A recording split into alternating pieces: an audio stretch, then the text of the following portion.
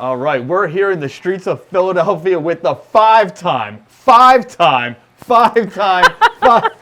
champion, Melina Perez. Thank you for being here.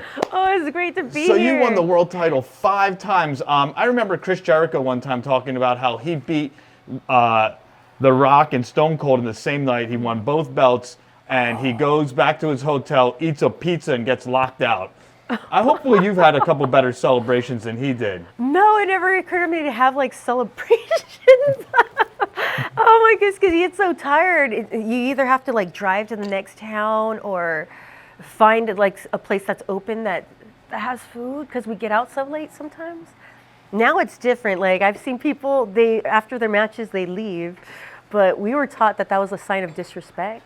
So you stay to the last match because, you know, the main event is the reason why everybody comes and gets a seat. It's like that's the reason we got our jobs and so we thank the main eventers for like showing us, well, why they're main eventers. Yeah, selling those tickets. Selling those tickets. Thank you, Yeah. main eventers. I watched a few of your interviews just to prepare myself for this, and forget Diamond Dallas Page. You might be the most positive person I've ever seen in my life.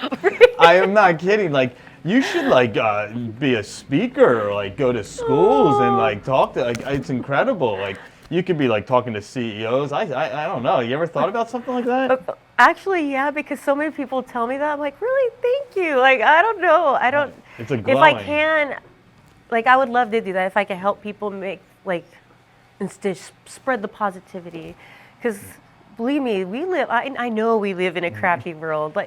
If people think that I don't have sadness, I don't have bad days. Of course I do. Yeah. But what's going to get me through? Yeah, Wallow in the misery or doing something to get out of it. You had such great chemistry on screen with Mick Foley. One of the greatest, craziest matches ever. Mick Foley, Ric Flair.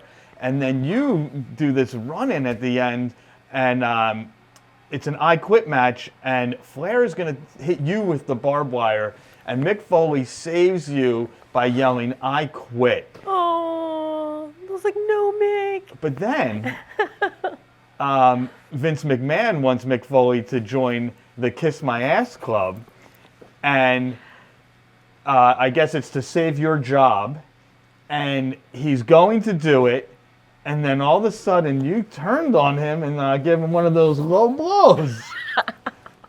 That was all Mick's idea. It was all Mick's idea. I would never have the heart or the nerve to ever propose something like that, or would want to, because I feel so guilty. But he proposed that, and he said that there was more to it, because what he wanted was to get people to, see me as a baby face, and then have me betray everybody so then I could be an even bigger heel. He believed in me so much that that's what he did. He did that. He actually kissed Vince McMahon's ass because he believed in me for my career. What was it like? I mean, I guess you're caught up in the moment, but you worked a program with two of the greatest wrestlers of all time. They're probably on more people's Mount Rushmores than not. Did you feel that when you were working with them? Yes.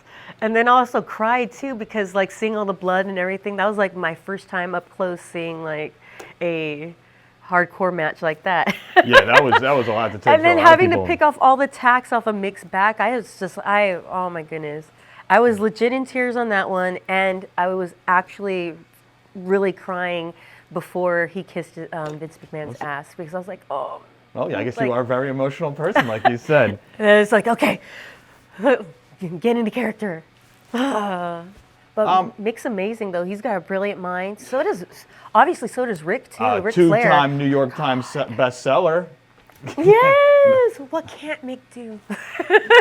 You were actually very active up until a couple years ago. You shared the ring with Scarlett Bordeaux, Oh, yes. Mandy Leone, tagged with one of my favorites, Selena Del Renta. What was that experience like working with some of the young girls? It was great. It was fun too. Seeing their minds and being part of their own energy, their own the beauty of their style of wrestling, the look, they're unique in their own ways, and that's a beautiful thing to see. We need more creativity like that. Sometimes I think we see each other and we kind of copy a little off of each other because we think that this is the way we need to look and be in wrestling. But when you see people who are creative, like this is their uniqueness. It's them coming shining through their whatever they envision for their character. It's always wonderful to work with people like that. And a big part of that run was the Royal Rumble 2022. What was it like getting that call? It was just like, yes, about time. Because I got a call the year before, and I couldn't do it because I was doing NWA at the time. So I couldn't make it for that Rumble. So when they called me for the next year, I was like, yes, okay, let's do this. Let's do this. Who makes that call? I want to say, oh my goodness. I see his face, but I'm forgetting his name. Laurinaitis, I guess, maybe? No. Or Pritchard? But I think he's not with the company anymore. And then you had a little something with Sasha Banks, Mercedes Moné at the time. And you two have a very similar story. Both of you would watch wrestling with your brothers, and then both of you became two of the greatest wrestlers of all time in your categories. And I think it was silly that Vince didn't do that match. Was it talked about maybe you and her getting in the ring together? No, that's what the plan was. And then they kiboshed it like about an hour or so before the show came on. And Well, I was just, really? Am I still doing my entrance? Because it just seemed weird that all of a sudden they would just switch it up after we just planned a whole match. well, there's a guy down in Jacksonville that's got a couple shekels. You know, maybe Tony Khan can get this match going on. What do you think? Would you like to step in the ring? I gotta get in shape first. Or could I see you maybe accepting the challenge of Timeless Tony Storm? You know, she likes to wrestle Oh my God, I some love of the her. ladies from the past. I love her so much. It'd be an honor. I would definitely want to wrestle Tony. Yeah, he definitely dropped the ball on that one. Well, let's wrap this up real quick. Halloween, it's Halloween season. Halloween is approaching us. What were some of your favorite costumes from the past? I think everybody knows this one. It's Spider-Woman, but the one I loved the most was the She-Hulk. She-Hulk. You going out for Halloween this year? Actually, yes. No. What are you going to be dressing up as? Yeah, it's nothing special because I'm going to it was a White Lotus party. Okay. And I kept thinking, how do you dress up for that? But I'm going to make an effort in getting my beach gear in New York. Well, good luck with that. I think I'm going to dress up as Mick Jagger. Stop me up. Yes. Well, thank you for getting 5 with JA. Thank you for coming to Philadelphia. And I hope you have a great day. Thank you very much. Thank you. Yeah. You too. Thank you very much.